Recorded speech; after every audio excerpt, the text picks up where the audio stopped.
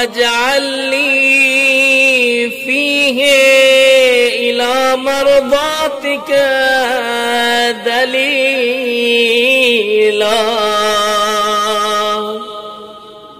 ولا تجعل للشيطان فيه علي سبيلا،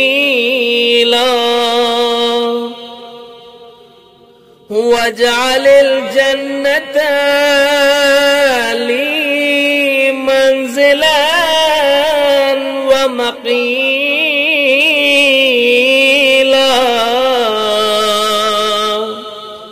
يا قاضي حوائج الطالبين.